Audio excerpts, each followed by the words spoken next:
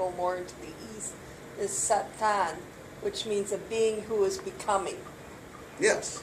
And that concept of, that's when I said before about Spinoza and the substance, the idea that the substance is without beginning and self-creating.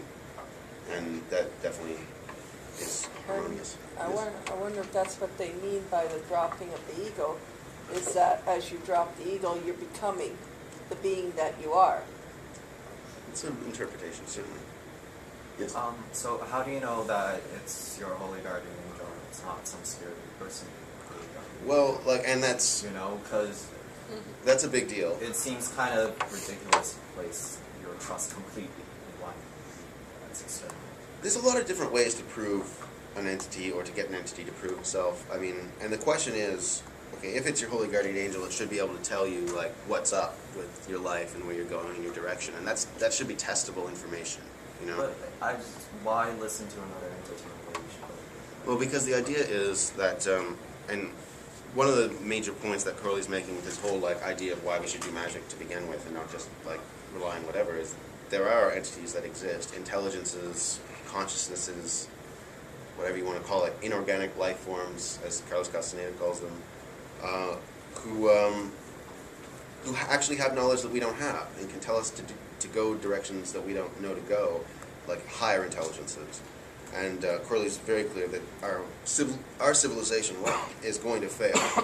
Like, we can't do this without some sort of guidance from something higher and bigger than ourselves, because otherwise we have nothing to aspire to. We have to have a goal of this, something that's beyond ourselves.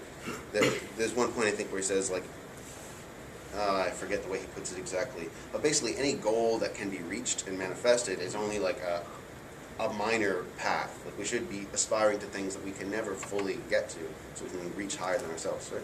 But why do they care, though? Why do they I don't think they care. And why do they bother helping us if they can't? Because we do these rituals that attract their attention. It's like... is it like a food source for them? Is it an offering of some sort that we give? No, I think they're just interested. I don't really like Monduket a lot, but there's one point where he says something like, okay, and this is his justification of Enochian magic, or well, maybe you're pronouncing it right, maybe you're not.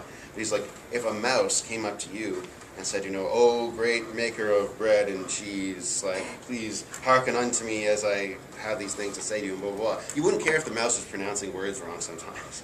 You would be interested enough in the fact that it was talking and trying to communicate with you. And that would just at least cause you to pause and go, well, maybe I'll deal with this for a little bit. And I think that a lot of these rituals are like that.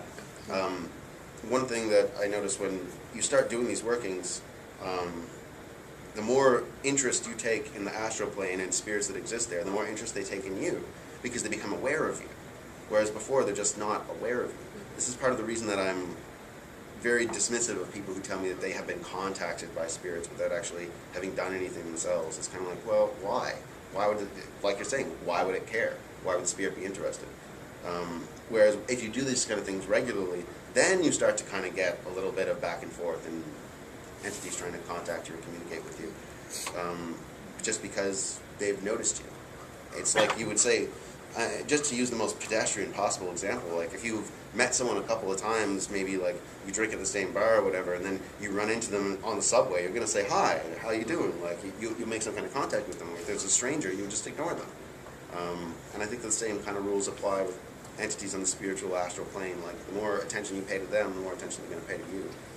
I have a question about the headless reference, because in Vedic astrology they have Ketu, which is a headless god. Is that at all relevant to?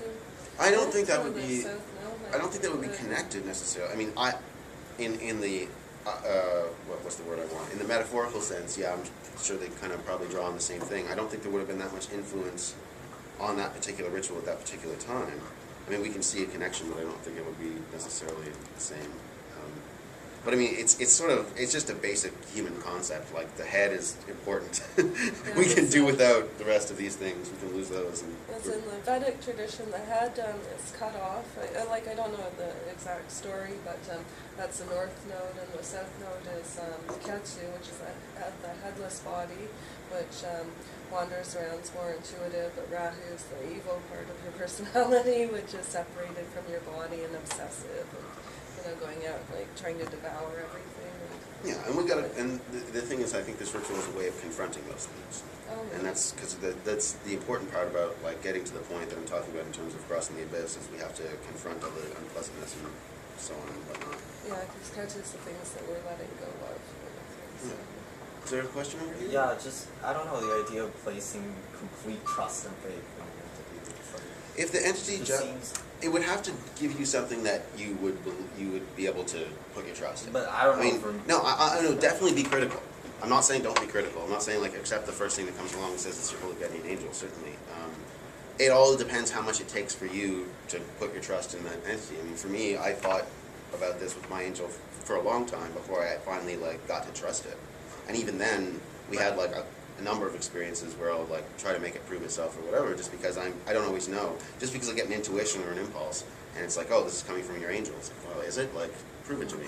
Well, as far as the Holy Guardian Angel is concerned, Crowley considered it his true will formula to teach the next step, which was to attain the knowledge and conversation of the Holy Guardian Angel.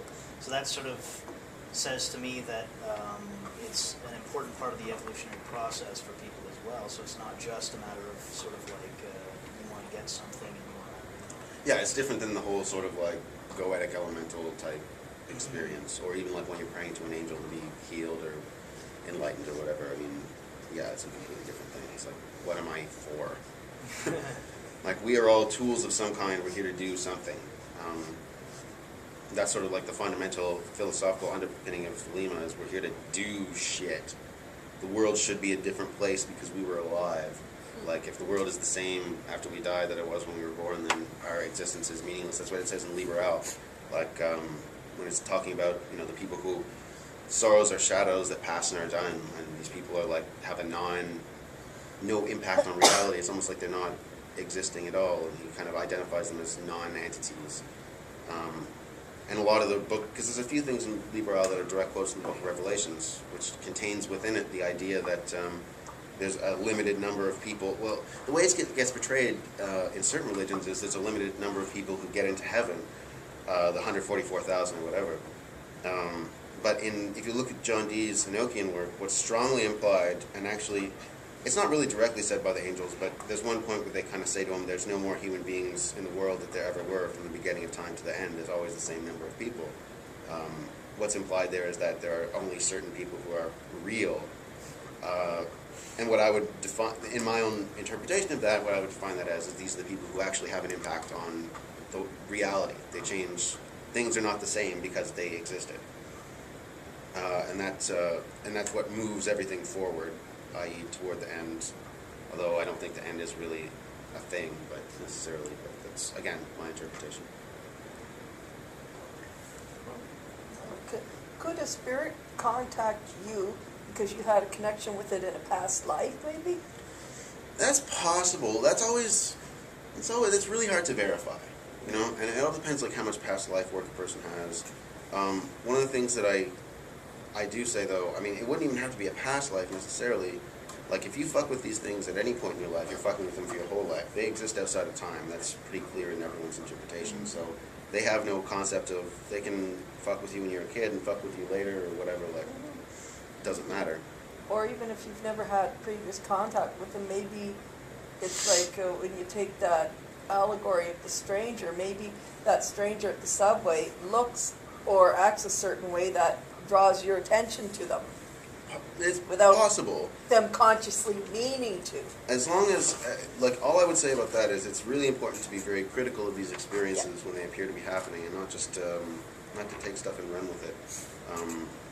That's the big thing. Because I feel like, you know, I've talked to certain people, particularly when it comes to Goetia, and they'll talk about, you know, like, well, this spirit contacted me and blah, blah, blah. And it's like, well, again, this comes back to success is your proof. If the person is producing something interesting, it seems to be creating something interesting and doing interesting things, and not just like apparently delusional, you know, then yeah, great. I mean, if they're doing shit with it, great. If it's producing something, amazing. But if it's not producing anything, then you